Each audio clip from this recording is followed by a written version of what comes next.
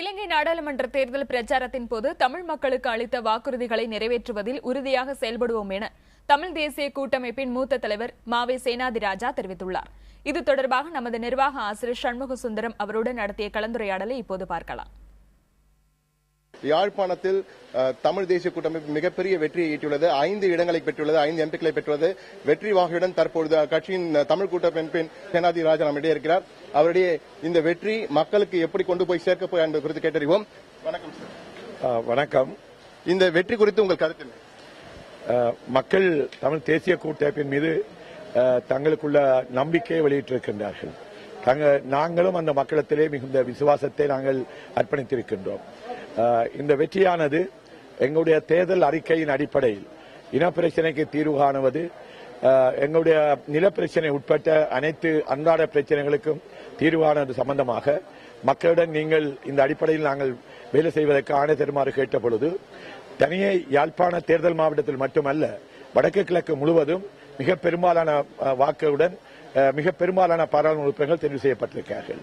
நாங்கள் ஒன்று கூடி அடுத்த கட்ட நடவடிக்கைகள் சம்பந்தமாக நாங்கள் எவ்வாறு நடந்து கொள்ள வேண்டும், எங்களுடைய தேர்தல் அறிக்கை எவ்வாறு நாங்கள் முன்னெடுக்க வேண்டும் சம்பந்தமாக நாங்கள் கூடி அந்த நடவடிக்கை பற்றி நாங்கள் ஆராய்ந்து முடிவெடுப்போம்.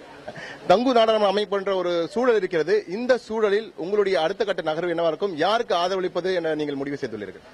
நான் ஏற்கனவே பதிலளித்தது போல, அப்படி ஒரு சூழ்நிலை வந்தால் அந்த அரசாங்கத்தை அமைக்க வேண்டிய பெரும்பான்மையை கொண்டிருக்கின்ற தலைவர்கள் தங்களுக்கு ஆதரவு தர வேண்டும் என்று கேட்டால் தமிழ் தேசிய கூட்டமைப்பை பிரதமராக வர வேண்டியவர், அந்த கட்சியுடைய தலைவர், ஜனாதிபதி அவர்கள் எங்களுடன் அழைத்து பேசலாம். அப்பொழுது எங்களுடைய பதில் என்ன என்று நாங்கள் பதிலளிப்போம். அதேபோல தேசிய அரசாங்கம் என்ற கருத்தினை ரணில் கூறியிருக்கார், ரணில் விக்ரமசிங்கே. அது குறித்து உங்கள் பதில் என்ன சார்? அது பற்றிய விவரங்களை நாங்கள் ஆராய்ந்து எங்களை அழைக்கின்ற பொழுது அப்படி தேசிய சபையிலே பங்கு பெற்ற வேண்டும் என்று அழைப்பு விடுத்தால் நாங்கள் அதை பற்றி ஆராய்ந்து நாங்கள் அதை முடிவு எடுப்போம். யாழ் மக்கள் பார்த்தீர்கள் மிகப்பெரிய அளவுக்கு உங்களுக்கு வாக்களித்திருக்கிறார்கள். எங்களுடைய ஒரே பிரதிநிதி, தமிழ் மக்களின் பிரதிநிதி, தமிழ் தேசிய கூட்டமைப்பு என்பதில் மிக தெளிவாக உறுதியாக இந்த வாக்களிப்பை தெரிவித்திருக்கிறார்கள்.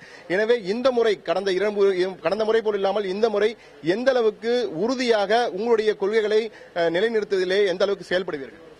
ஆம், எங்களுடைய தேர்தல் அறிக்கையிலே தெளிவுபடுத்திய அந்த விடயங்களை எங்களுடைய மக்கள் மிக உறுதியாக நம்புகிறார்கள். நாங்களும் எங்களுடைய விசுவாசத்துடன் அந்த தேர்தல் அறிக்கையிலே நாங்கள் எங்களுடைய இனப்பிரச்சனை உட்பட ஏனைய பிரச்சனைகள் அத்தனைக்கும் அது தெரிவித்தவாறு உடனடி பிரச்சனைகள் அத்தனைக்கும் நாங்கள் ஒரு தீர்வை எட்டுவதற்காக அரசுடன் நாங்கள் பேச வேண்டும், சர்வதேசத்துடன் பேச வேண்டும், குறிப்பாக நாங்கள் இந்திய நாட்டுடன் பேச வேண்டும் என்று நாங்கள் எண்ணியிருக்கின்றோம். அவ்வளவுக்கு நாங்கள் சொன்ன கருத்துக்களை இது நாங்கள் பிரச்சாரத்திலேயே சொல்லியிருக்கின்றோம். நம்பிக்கை கொண்டு எங்களுக்கு உழைத்த, எங்களை ஆதரித்த அத்தனை மக்களுக்கும், அனைத்து துறைகளைச் சேர்ந்தவர்களுக்கும், எங்களுடைய குறிப்பாக பல்கலைக்கழக மாணவர்களுக்கும் நாங்கள் இந்த நேரத்திலே எங்களுடைய நன்றியை தெரிவித்துக் கொள்கின்றோம். தமிழ் தேசிய கூட்டமைப்பு தலைமை வேட்பாளராக இருந்த திரு மாவை சேனாதிராஜா மிக தெளிவாக வாக்கு கேட்கும் போது தாங்கள் கொடுத்த வாக்குறுதிகள், இன பிரச்சனை உள்ளிட்ட பிரச்சனைகள் தீர்வு காண்பது குறித்து தாங்கள் கொடுத்த வாக்குறுதிகளை நிறைவேற்றும் வகையில் தாங்கள் நிச்சயம் உறுதியாக செயல்படுவோம் இம்முறை என்று உறுதியாக புதிய தலைமையிடம் தெரிவித்திருக்கிறார். ஒளிப்பதிவாளர் மதன் மற்றும் செய்தியாளர் கஜீபனுடன் யாழ்ப்பாணத்திலிருந்து சண்முக சுந்தரம், புதிய தலைமுறைக்காக.